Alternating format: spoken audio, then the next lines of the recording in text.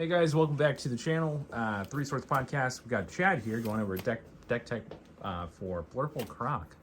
Yep. Playing Blurple Croc tonight. Put a few games in. We did all right. But I'm going to give you a quick run through, talk about the cards just briefly, and what I like and what I don't like. I'm going to start with just like the defensive package. Play eight 2Ks, X-Drake, Mr. 2. They're the best ones. You actually want to play X-Drake. This guy's literally just discard. Mr. 2 is. Moving on, I'm just going to jump right into the events actually. I play 10 events, and there's a reason for that. I play 2 Blast Breath, 4 Love, 4 Desert Spada. I max out these 2, Desert Spada and Love, because they're blue, and it goes with the 7-drop Croc that we play. I'll show that later. And then just 2 Blast Breaths, because the minus Dawn is kind of taxing with all the other cards that we'll play. But I feel like this is like the perfect number. Any more, it gets climate cloggy. So I wouldn't change that too much. Jumping into the blockers, the most important one, Miss All Sunday. The best blocker in your deck. It recycles your event cards for you. Law, he's cheap. Don't play too many because he can't counter. You do want to tap out on some turns.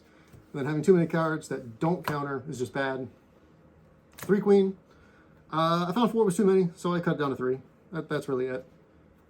Consistency issues. Yeah. You just don't have every turn you have a queen is not a turn that you want to play a queen. And the last blocker is actually just 2-drop Higurashi.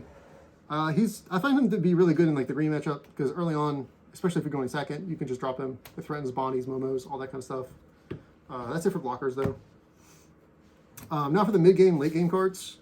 I actually really like the robot package. So I play 3 Pacifista, 4 Sentamaru. We play 3 because we don't really want to draw it, so we want to reduce that. And then whenever we use this card's effect for whatever reason, or at any point, we want to just track how many we have, and then eventually turn this thing sideways to attack and pressure cards. And then the last mid to late game card that we play is actually just 3 copies of the Jack. When this thing turns sideways, -1 Dawn. Make your opponent discard a card. This card's also really good for threatening Momos and Bonnies. You can just play an attack with it, make them discard a card, and then probably lose their draw card. So, and then the top end, this is the real meat of how we threaten things and kill things. I play 4 King. It's super necessary. It's the only way to actually deal with untapped things on the board. So I max this out all the time. Wouldn't cut it down any less. I play 3 Croc.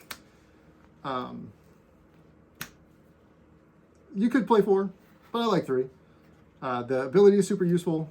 It makes your tap out turns with Love and Spada a lot better, just because you can utilize more of them in one turn if you have to. And when you go super late in the game, like this deck likes to do, that absolutely comes up all the time.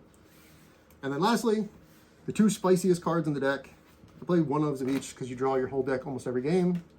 I play 1 9-drop Kaido and 1 Mihawk. Each one has different uses. If you're not going for kill, you want to play Mihawk, as long as there's not threat for you to die.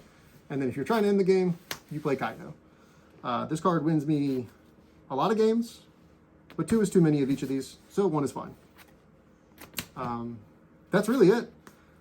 Just play patient. Make sure you have a Dawn attached to your leader at most times, and then just get utility out of your cards. Sweet. All right. Sweet. Thank you. Good games.